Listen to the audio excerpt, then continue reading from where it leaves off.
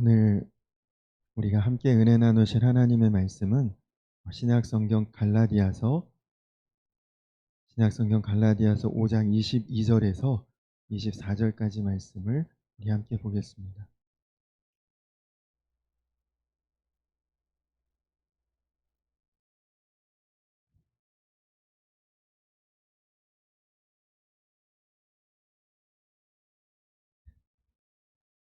신약성경의 갈라디아서 5장 22절에서 24절까지 말씀입니다.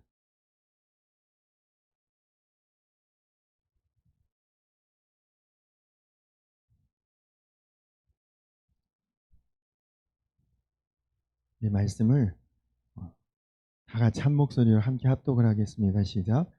오직 성령의 열매는 사랑과 희락과 화평과 오래 참음과 자비와 양선과 충성과 온유와 절제니 이 같은 것을 금지할 법이 없느니라. 그리스도 예수의 사람들은 육체와 함께 그 정욕과 탐심을 십자가에 못 박았느니라. 아멘. 할렐루야. 오늘이 어버이날인데 이렇게 예배에 오신 성도님들 참 귀하고, 우리 영의 아버지 되시는 하나님 앞에 예배하는 것이 정말 하나님께도 큰 기쁨인 줄로 믿습니다. 저는 지금까지 목회하면서 하나님의 은혜를 특별히 많이 받았다고 느낍니다. 왜 나는 이런 은혜를 받았는가 돌아보면서 깨달아지는 것이 있습니다. 어찌 하나님께서 저에게만 은혜로우신 하나님이시고 저에게만 은혜를 부어주셨겠습니까? 저나 여러분 모두에게나 하나님은 동일하신 하나님, 한결같으신 하나님이시죠. 그런데 하나님의 은혜를 많이 받았다고 느끼는 까닭이 무엇일까? 여기 계신 여러분들 모두가 그렇겠지만 저와 저희 가족의 가족 관계가 굉장히 좋기 때문임을 깨닫습니다. 때로는 목회가 힘들어 마음이 어수선하고 혼란한 일이 생길 때도 있지만, 가정이 주 안에서 화목하고 그리고 하나로 연합되고 그리고 그 안에서 서로 기도하면 모든 어려움을 이겨낼 수 있는 힘이 생기고, 그리고 어떤 문제도 다 이겨낼 수 있는 그런 은혜가 임합니다. 근데 저희 가족이라고 어찌 의견이 맞지 않아 갈등을 겪었던 일이 왜 없겠습니까? 그렇게 의견이 다르고 또 갈등이 생길 때는 목회도 사실 할 수 있는 힘이 빠지고 사역이 무거운 짐처럼 여겨지는 때도 당연히 있죠. 그런 경험을 통해서 가정이 정말 귀한 것이구나, 가정이 정말 중요한 것이구나, 가정이 얼마나 소중한가, 그런 것을 새삼 깨닫기도 하고, 그래서 그 소중하고 귀하고 그리고 가장 좋은 그런 가정을 세워야겠다, 항상 그렇게 깨닫곤 합니다. 근데 여러분, 그 진리를 저만 깨닫는 게 아니더라고요. 요즘에 보니까 정부도 그렇습니다. 기업도 그렇습니다. 국민들이나 그 회사에 일하는 사원들이 가정이 행복해야 일의 능률도 높고 그리고 가정이 화목해야 일도 잘할 수 있다. 다 가정의 그 삶이 사회 전반에 끼치는 영향이 얼마나 큰 것인지 다 그것을 인정하고, 그래서 요즘에는 육아휴직 같은 것도, 예전에는 어디 남자가 육아휴직이 꿈이나 꿨습니까? 지금은 남자들도 다 그런 휴직 받고 그리고 가정일 가서 열심히 하라고 다 그렇게 인정하고 권하는 사회가 되지 않았습니까? 여러분은 세상 살면서 행복을 위해서 제일 중요하다고 생각하는 것이 여러분들에게는 무엇입니까? 아마 저에게 묻는다면 저는 가정이다, 그렇게 대답할 것입니다. 세상의 그 어떤 것보다 하나님께서 우리에게 주신 가정이 가장 소중하다는 것을 우리가 꼭 명심해야 합니다. 그래서 오늘 가정에 대한 말씀을 나누려고 하는데, 결론부터 말씀드리면 우리 가정은 예수님이 주님이 되시고 주인이 되셔야 행복할 수 있다는 것입니다. 예수님으로 인해서 우리가 어떻게 행복한 가정을 이루게 되는지, 또 어떻게 우리 가정이 행복해질 수 있는지, 이제 그런 말씀을 여러분들과 함께 나누려고 합니다. 우리가 예수님을 영접한다. 여러분, 예수님 내 마음에 오시면 그 사람은 성품이 변화가 됩니다. 아우, 성질 못 고쳐. 그 사람 안 돼. 절대 안 변해. 근데 그렇지 않더라고요. 예수님이 그 안에 들어가면 사람 성품 바뀝니다. 한마디로 사람 변했네. 그 사람 달라졌어. 이런 이야기 들을 수 있는 거지. 성경은 예수님이 내 안에 들어오실 때에 어떤 변화가 일어나는지 아주 크게 나누어서 9가지로 변화된다. 그것을 오늘 말씀해 보니까 성령의 9가지 열매다. 그렇게 말하고 있는데, 사람이 바뀌니까 그 사람이 속해 있는 가족이 바뀌고, 그래서 행복한 가정으로 변화되는 것입니다. 정말 가정이 천국이 되는 것이죠. 원래는 오늘 말씀을 전하면서 9가지 성령의 열매를 우리 가정의 행복에 적용해 보려고 했는데, 준비하다 보니까 이거 한꺼번에 9개 다 한다는 게 보통 어려운 일이 아니다. 이제 뒤늦게 깨달았습니다. 그래서 오늘부터 3주 동안 한 주에 3가지씩 하면 딱 9가지를 할 수 있겠더라고요. 오늘 3가지, 다음 주에 3가지, 그리고 그 다음 주에 3가지 열매를 그렇게 나누어서 한번 전하도록 하겠습니다. 이 9가지 우리 성품의 변화의 열매가 있는데, 첫 번째는 사랑입니다. 여러분, 우리가 예수님을 영접하면 우리 안에 일어나는 가장 놀라운 변화는 우리가 사랑을 알게 되고, 또 사랑을 할 줄 알게 된다는 것입니다. 아, 이런 게 사랑이구나. 또 이렇게 해야겠구나. 그렇게 바뀐다는 거죠. 왜냐하면 하나님은 사랑이시라. 성경에 하나님을 한마디로 표현한 것이 사랑이라고 말하고 있지 않습니까? 여러분, 우리 가정의 행복은 소유의 많고 적음에 있는 것이 아닙니다. 우리 가족 안에 진정한 사랑이 있느냐 없느냐, 그것이 우리 가정이 행복한가 아닌가의 가장 중요한 가치죠. 실제로 우리가 살아보면 우리에게 가장 중요한 것이 사랑이라는 것을 깨닫게 됩니다. 예수님을 영접한 사람의 가장 큰 특징은 남을 사랑할 줄 알게 된다는 것이죠. 그것은 하나님이 나를 사랑하셨구나 아니까 나도 그 사랑에 감격하고 감사하고 누군가를 사랑할 수 있게 되는 것이죠. 요한일서 4장에 보면, 사랑하는 자들아 우리가 서로 사랑하자. 사랑은 여기 있으니 우리가 하나님을 사랑한 것이 아니요 하나님이 우리를 사랑하사 우리 죄를 속하기 위하여 화목제물로 그 아들을 보내셨음이라.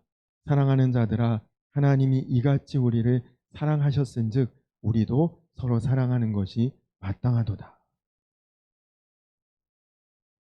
예수님을 믿고 하나님의 사랑을 우리가 알게 되면 내 평생에 받아보지 못한 사랑을 내가 이미 받은 자가 되었다는 것을 깨닫게 됩니다. 여러분, 십자가 복음의 핵심은 사랑입니다. 우리는 죄인이요. 우리는 다 내가 아니라고 부정해도 내 안에 다 죄가, 우리가 날 때부터 그 안에 다 심겨져 있거든요. 나 한국 사람 동양인 아니라고 부정해도 누가 봐도 우리는 백인도 아니고 흑인도 아니지 않습니까? 마찬가지. 그런데 하나님께서 우리를 죄와 지옥과 저주에서 구원하시려고 하나님의 아들, 여러 명 있는 중에 하나 고른 것도 아니고 하나밖에 없는 아들을 십자가에 내어주시고 못 박게 하시고 죽게 하시고 우리를 구원하신 것입니다. 이 사랑을 말이 아니라 마음의 진정으로 우리가 받아들이고 느끼고 깨닫게 되면, 그러면 우리가 다른 사람을 왜 사랑하지 못하겠습니까? 그 사랑을 내가 경험했기 때문에 나도 사랑할 수 있는 사람이 되는 것입니다. 이렇게 사랑의 역사가 일어나게 되고 내가 사랑하는 사람이 되면 그 혜택을 제일 먼저 누리는 사람은 바로 내 가족이 되는 거죠. 한동대 이기복 교수님이란 분이 계십니다. 두란 어머니 학교의 그 강사님이기도 하신데, 이기복 교수님이 고등학교에 올라간 딸의 성적이 중학교 때 잘했는데 갑자기 고등학교에 올라가니까 뚝 떨어졌대. 그때 야단치기보다 그 딸을 꼭 끌어안고 난 너를 성적과 관계없이 사랑한단다, 그렇게 이야기를 했다고 합니다. 그런데 두 번째 성적표를 가져왔는데 전보다 좀 더 떨어졌대요. 근데 그때도 눈 딱 감고 마음을 굳게 먹고 딸을 끌어안고 너를 조건 없이 나는 사랑해, 그렇게 또 말을 했대요. 그런데 세 번째 성적표를 가지고 오는데 문을 열고 들어오는 딸아이 얼굴이 그렇게 밝더랍니다. 그래서 기대를 했는데 성적표를 보니 전보다 더 떨어져 있는 거죠. 순간 교수님이 마음에 의문이 생겼다니, 아, 이거 내가 교육이 잘못되고 있는 건가? 잘하고 있는 건가? 내가 잘못했나? 근데 그 순간에 하나님께서 자기 마음에 깨닫게 해주시는 것이 있더랍니다. 요즘에 학교 성적 때문에 자살하는 사람도 있고, 그냥 가출하고 방황하고 거짓말하고 문제투성이인 그런 아이들이 세상에 수없이 많은데, 우리 딸은 성적 떨어져도 심각한 표정 안 짓고 저렇게 웃고 행복해하는 것 감사할 일이다. 그게 하나님께서 자기 마음에 그때 주신 마음이라 그때도 다시 끌어안고 딸을 칭찬하고 격려했답니다. 많은 사람들이 사랑이 귀하다는 것 다 말은 그렇게 합니다. 그러나 사랑이 정말 가장 나약하고 연약하다라고 또한 생각합니다. 아유, 사랑해봤자 손해만 보지. 그거 희생해야 되는 거 아니야? 자녀를 기를 때도 여러분 사랑 많은 자녀가 되기를 원하십니까? 공부 잘하고 똑똑하고 세상에서 좀 얕고 자기 챙길 것 잘 챙기고 그렇게 자녀가 살아가기를 원하십니까? 아마 사랑 많은 자녀가 되기보다는 세상에서 좀 얕고 남에게 뭔가 손해보지 않고 자기 이익 취할 거 잘 취하고, 부모의 바람이 대부분 다 그렇지 않습니까? 어디 선생님에게서 아우 아무개는 사랑이 참 많아요, 이런 얘기를 들으면 부모님은 오히려 걱정합니다. 아, 이 무서운 세상, 각박한 세상에 저런 마음 가지고 살아갈 수 있을까? 그것은 아직도 사랑에 대해서 정확히 모르는 것입니다. 그렇기 때문에 우리가 사랑할 줄 모르고 사랑해야 될 때를 놓치고 다 지나가 버리는 것입니다. 전에 아버지 학교에서 들었던 간증입니다. 어느 가정에 예술고등학교를 다니는 딸이 있었는데 정말 남달리 아주 피아노를 너무너무 잘 쳤대요. 어려서부터 상이라는 상은 다 휩쓸 정도로 피아노를 아주 뛰어나게 잘 쳤는데, 이제 예고를 졸업을 앞두고 벌써 독일의 유명한 음악학교에서 이 아이의 입학을 전액 장학금으로 허가한다는 그런 입학증을 받았다고 합니다. 이제 독일에 갈 날만 기다리고 있는데 갑자기 딸이 시름시름 앓고 아프고 그리고 음식을 제대로 먹지 못하는 것이죠. 그래서 이 어머니가 딸을 데리고 병원에 가서 진단을 받았는데 시한부 3개월밖에 못 산다는 거예요. 급성 무슨 질환이 바이러스성 질환이 왔는데 아직 치료하기가 지금은 불치병이다. 이 어머니가 절대로 그럴 리가 없다고 울부짖습니다. 내가 얼마나 애지중지 이 딸을 키웠는데 길렀는데 근데 여러분 엄연한 현실이죠. 아이가 바이러스에 감염되고 생명이 오래 남지 않았다. 그래서 그 어머니가 목사님을 찾아왔답니다. 그리고 목사님께 고백을 이렇게 했다고 합니다. 목사님, 제가 제 딸아이에게 평생 가장 많이 했던 말은 딱 2마디였습니다. 밥 먹어, 피아노 쳐. 이 2마디밖에는 딸아이에게 해준 말이 없습니다. 그러면서 그분이 하나님, 내가 우리 아이에게 먹어라, 쳐라 이 말 외에 다른 말을 할 수 있는 시간을 좀 더 나에게 주세요. 그렇게 울부짖으며 기도했지만 그러나 그 기회가 주어지지 않았다. 그런 이야기를 들었습니다. 그렇습니다. 여러분, 언제까지나 시간은 기다려주지 않습니다. 지금이 사랑해야 될 때이고 사랑을 주어야 될 때인 것이죠. 사랑이 모든 문제의 답이고 사랑이 세상에서 가장 강한 것입니다. 지금 라오스에서 사역하시는 이준상 선교사님이란 분이 계십니다. 여러분, 라오스는 아직도 공산주의 국가입니다. 이 선교사님이 라오스로 이제 파송을 받으면서 선교사로 라오스에 가려면 어쩐지 굳은 결단과 비상한 각오를 하지 않으면 안 될 것 같은 그런 마음이 생기더랍니다. 근데 자기 자신을 보면 그냥 연약하고 나약하고 준비도 안 돼 있는 것 같고 그래서 라오스에 이제 파송되기 전에 작정 기도를 했대요. 하나님, 저를 좀 강하게 단련시켜 주시고 저를 좀 아주 센 사람 되게 하시고 어떤 일에도 흔들리지 않는 굳건한 사람 되게 해 주십시오. 그렇게 이 선교사님이 작정 기도를 하는데 기도하다가 갑자기 이런 생각이 들더랍니다. 그럼 뭐가 대체 강한 거고 뭐가 센 건가? 주님, 어떻게 해야 강하고 어떻게 해야 세질까요? 그렇게 기도했는데 마음에 하나님께서 아가서 말씀을 읽으라는 그런 답을 주시더랍니다. 그래서 이 선교사님이 아가서 말씀을 읽는데 여러분들 중에 아가서를 읽어도 보셨겠죠.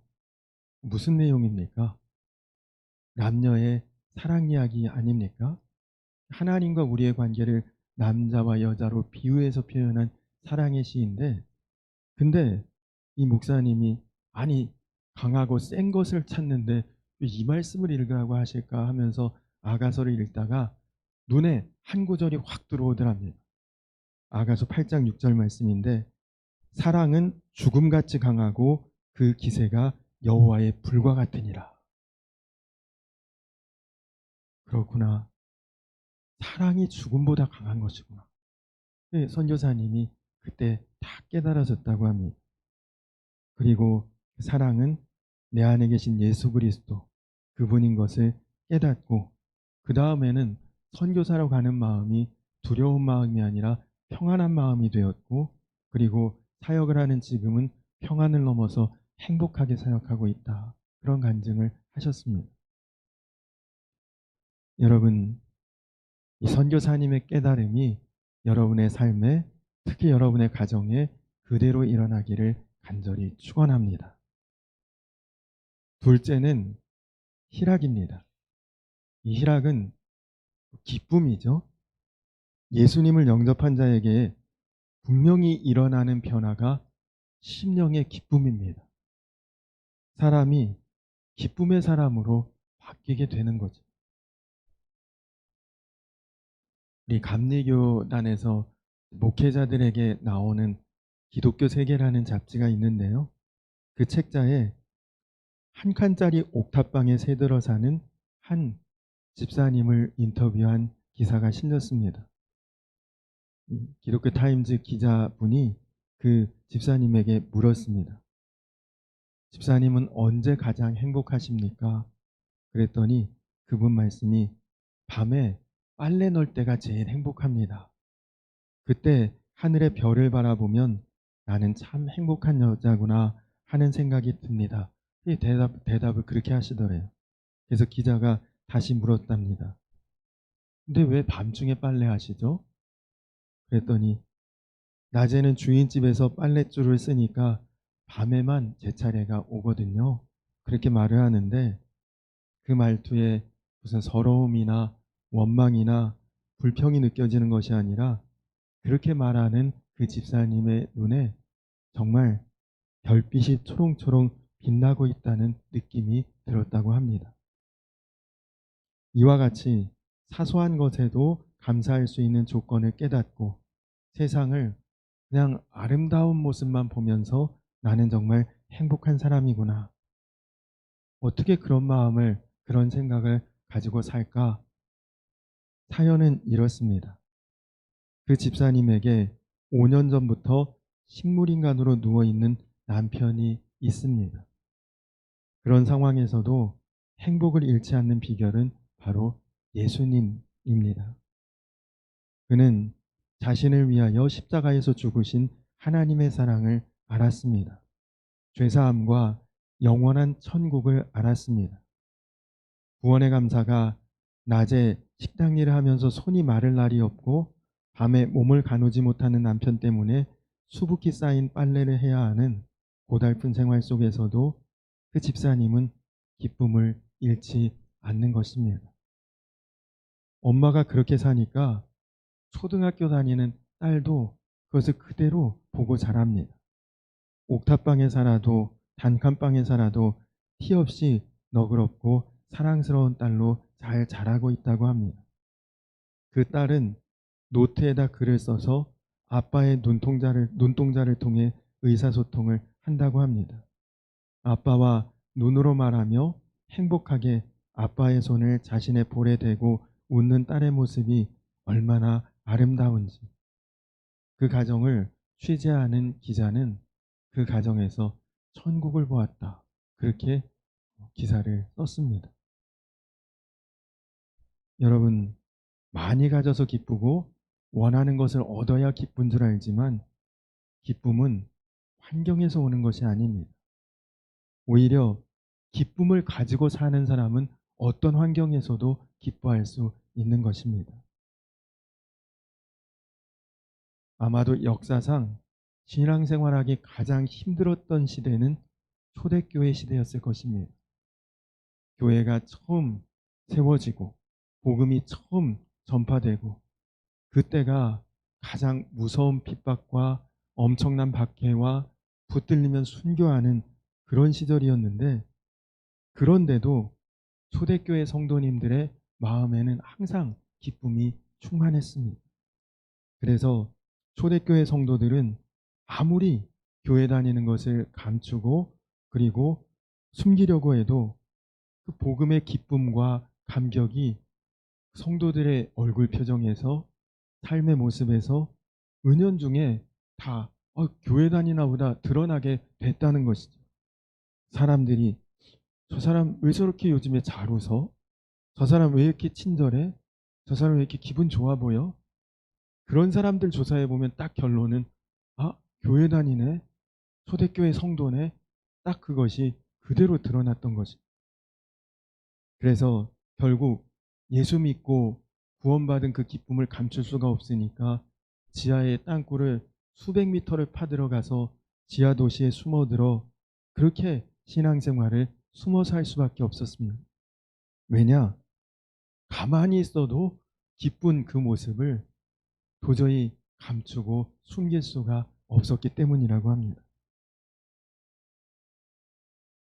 미국의 서부 개척시대에 서부에 가면 금광과 금맥을 찾을 수 있다는 소문이 퍼지면서 사람들이 너도 나도 미국 서부로 몰려들었습니다.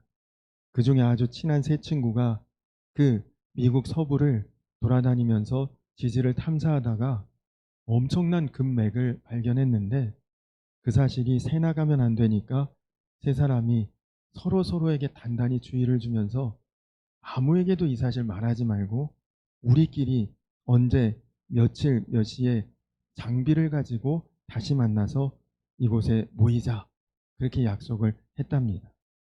그리고 드디어 헤어졌다가 약속한 날짜가 되고, 그리고 세 사람 모두 아무에게도 알리지 않았고 은밀하게 자신들만 다시 만나서 그 금맥을 찾은 장소에 도착했는데, 나중에 보니까 수많은 사람들이 자신들의 뒤를 몰래 따라왔던 것입니다. 그래서 서로 누가 이 사실을 발설했냐 누설했냐 따졌는데, 알고 보니까 거기에 온 사람들이 이구동성으로 말하기를 아무도 당신들에게 말로 이야기를 들은 사람은 없다. 그러나 당신들 표정과 모습이 분명 뭔가 있다는 것을 다 표현하고 있어서 그냥 당신들을 따라왔을 뿐이다. 그렇게 이야기를 하더랍니다. 여러분, 정말 기분 좋으면, 정말 마음의 기쁨이 충만하면 그게 어떻게 감춰지겠습니까?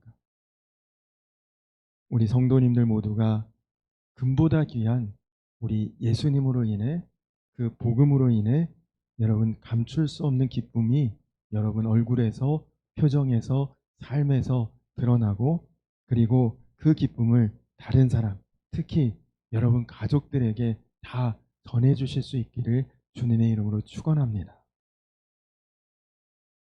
세 번째는 화평입니다.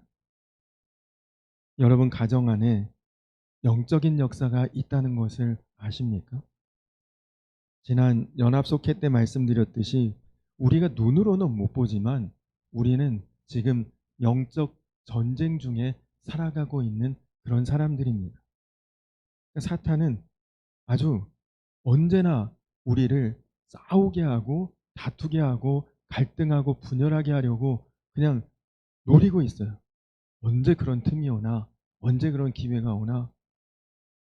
여러분 가정 안에서 어떤 일이든지 넌 이거 왜 이렇게 했어? 이건 못했고, 이건 괜찮고, 그런 식으로 문제를 해결하려고 하면 반드시 마귀에게 속는 것입니다. 그래서 얼마나 많은 가정이 옳고 그른 것 분별하고 따지고 하다가 잘 되는 가정이 없습니다. 다 깨지고 분열되는 거죠. 여러분, 성령의 역사는 항상 하나 되게 하시는 역사입니다. 평안에 매는 줄로 우리를 하나로 묶어주시는 것이 성령의 역사죠. 여러분, 예수님의 십자가가 무엇입니까? 분리된 하나님과 우리의 관계를 하나로 만나게 해주신 것이 십자가의 역사 아닙니까?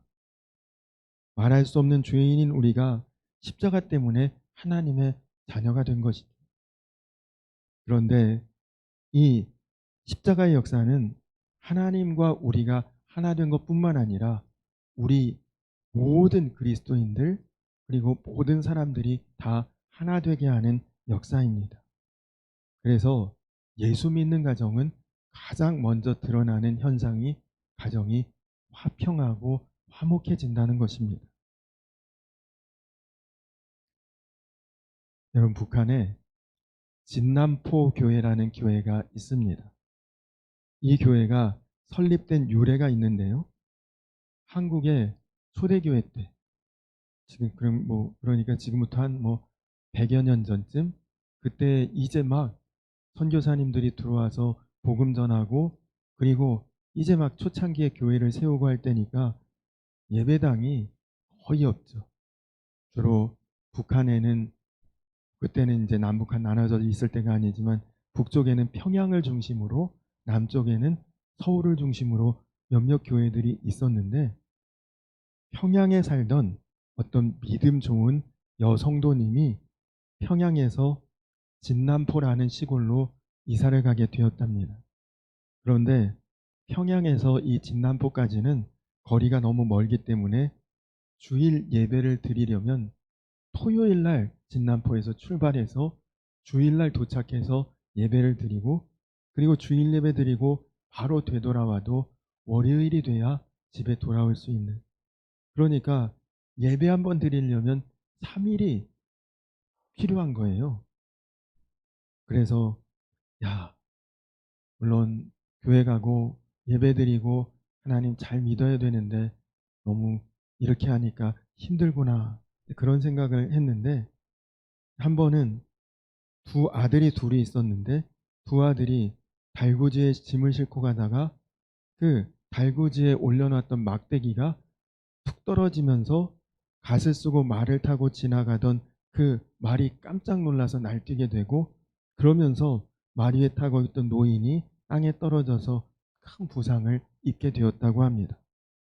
그 일로 인해서 이 두 아들이 경찰서로 연행이 되었는데, 그래서 그 일로 인해서 이제 재판을 받게 되는데, 재판장이 두 사람 중에 누가 이 일에 원인 제공을 했고 책임을 져야 되느냐 그렇게 물으니까 형이 제 잘못입니다, 제가 그랬습니다, 그렇게 대답을 하더랍니다. 동생은 또 동생대로 제가 실수했습니다, 제가 잘 관리하지 못해서 일이 그렇게 됐습니다. 형과 동생이 서로 자기 잘못이다, 자기 책임이다, 서로 그렇게 이야기를 하는데 증인은 없고 재판장이 참 판결을 내리기가 난감한 거죠. 이거 누구에게 이 죄목을 이제 대가를 치러야 되는가 난처해하고 있다가 할 수 없이 재판장이 어머니에게 묻습니다. 어머니의 의견은 어떻습니까? 평소에 두 아들의 행실로 볼 때 둘 중에 누가 이런 잘못을 저질렀다고 보십니까? 그렇게 어머니에게 물었대요. 그러자 이 어머니가 벌을 받을 바에야 작은 아이에게 주는 것이 정당합니다. 이유는 제가 이 가정으로 개가를 했습니다. 큰 아이는 전초소생이요 작은 아이는 4배로 낳은 아이입니다. 그러니 둘째 아이에게 죄를 전가하시고 그에게 처벌을 하시오, 그렇게 대답을 하더랍니다. 친자식인 둘째 아들에게 오히려 벌을 내려달라고 하는 그 모습을 보고 재판장이 마음에 깜짝 놀라기도 하고 감동이 되기도 해서 당신은 뭐 하는 사람이요? 하고 물었대요. 그랬더니 이 여성이 나는 예수 믿는 사람 올시다, 그렇게 대답을 했답니다. 재판장이 예수 믿으면 다 당신처럼 됩니까? 그렇게 묻더랍니다. 그러면서 예수 믿어서 다 당신같이 될 것 같으면 그럼 세상에 법도 필요 없겠고 법 없는 세상 되는 것 아닙니까? 그러면 내가 돈을 댈 테니 이 진남포에 예배당을 세우시오. 그렇게 해서 그 재판장이 기부한 돈으로 진남포에 교회가 세워졌다, 그런 유래가 있습니다. 여러분, 그렇습니다. 사랑도 기쁨도 화평도 이거 누가 마음 먹고 다짐하고 결심해서 되겠습니까? 누구 한번 사랑하려고 마음 먹어도 그 사람이 나에게 욕 한마디만 하면 마음 확 돌변하지 않습니까? 기분 좋고 마음에 기쁨이 넘쳐도 무슨 나에게 좋지 않은 소식만 하나 들어도 그 기쁨 순식간에 사라지지 않습니까? 누구랑 화목하고 좋게 지내야지 마음에 생각해도 그 사람이 뒤에서 내 욕했다 이런 얘기만 들어도 마음에 벌써 불쾌함이 딱 생기는 것 아닙니까? 그러니까 사랑하는 것, 기뻐하는 것, 화평한 것, 그 억지로 내가 마음먹었다고 되는 것 아닙니다. 그런데 어떻게 하면 그렇게 될 수 있느냐? 하나님 안에서 그게 된다는 것입니다. 우리가 마음먹고 결심해도 되지 않지만 우리가 주님 안에 거하면 지난 주일 말씀처럼 그리스도 안에 있으면 우리는 새로운 존재가 되는 것입니다. 아무리 못돼 먹은 성품도 주님 안에 있으면 주님께서 다 바꾸어 주십니다. 아무리 강팍한 마음도 주님 안에 있으면 주님께서 부드럽게 만들어 주십니다. 아무리 냉랭한 마음도 주님 안에 있으면 따뜻한 마음으로 바꾸어 주십니다. 그렇게 되면 여러분, 우리가 하나님과의 관계뿐만 아니라 부부 사이에도 그것이 적용이 되고, 또 부모 자녀의 관계에도 그것이 다 적용이 됩니다. 가정의 행복은 내가 그렇게 만들어야지, 세상에 그런 마음 안 먹는 사람은 아무도 없겠지. 그러나 마음 먹어서 노력해서 되는 것이 아니라 성령 안에서 되는 것입니다. 간절히 바라기는 우리 성도님들 가정이 정말 그리스도 안에서 새롭게 되고 성령 안에서 열매 맺는 그런 천국 같은 가정들이 다 되시기를 주님의 이름으로 간절히 축원합니다. 우리 이 시간 나같이 찬양하고, 그리고 함께 우리 가정의 사랑과 또 기쁨과 또 화평을 위해서 우리 같이 기도할 텐데요. 은혜 아니면 살아갈 수가 없네. 우리 함께 찬양하고 그리고 기도하겠습니다.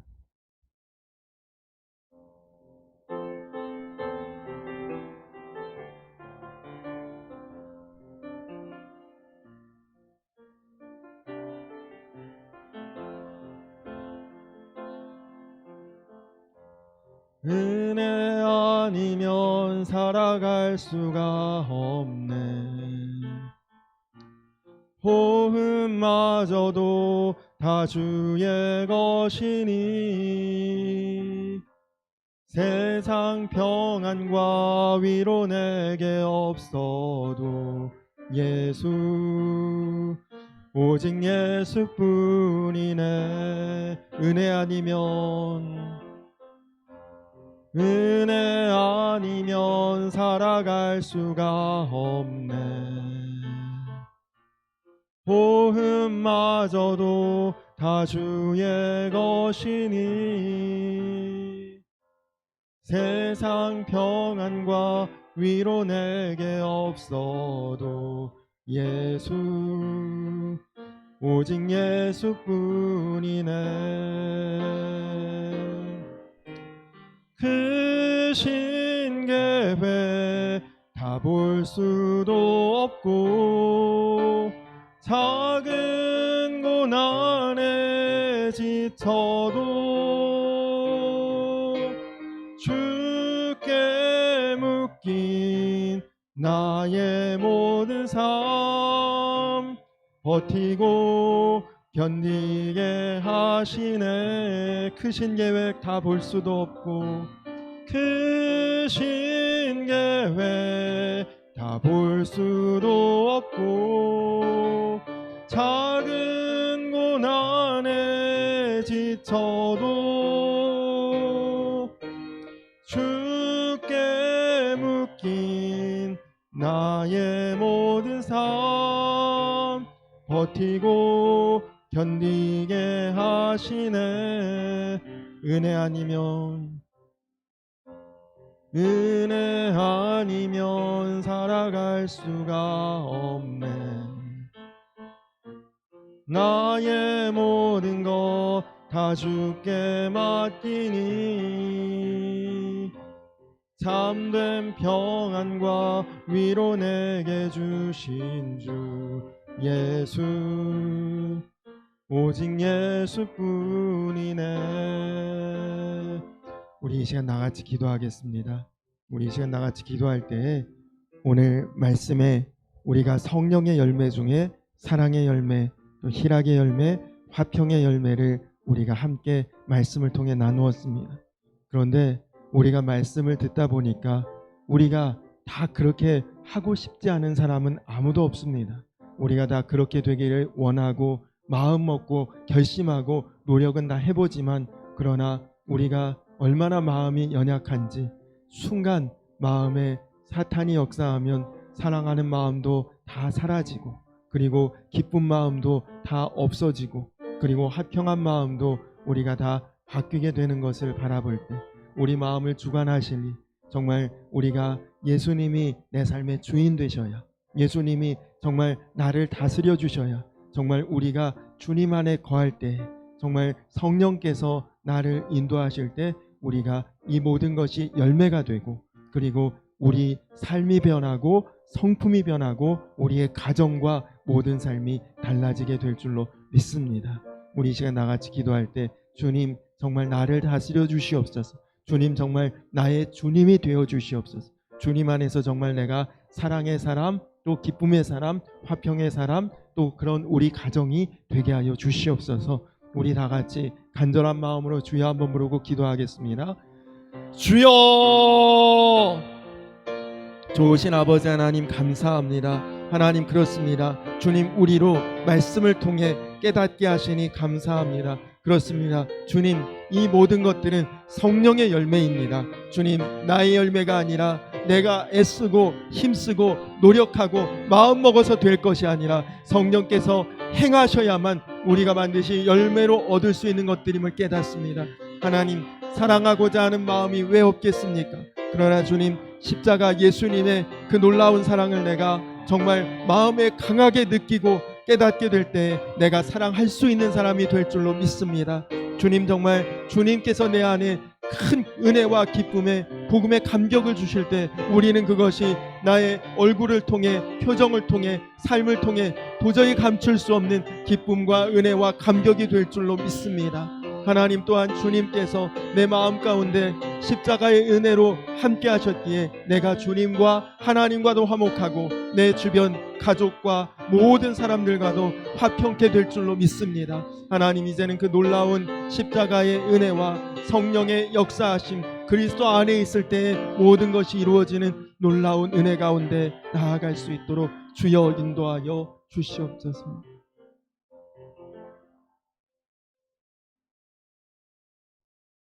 오직 성령의 열매는 사랑과 희락과 화평과 오래 참음과 자비와 양선과 충성과 온유와 절제니 이 같은 것을 금지할 법이 없느니라. 살아계신 아버지 하나님, 살아계셔서 역사하셔서 내 안에 성령으로 임재하셔서 하나님 나를 열매 맺게 하실 주님의 은혜를 우리가 바라보며 나아갑니다.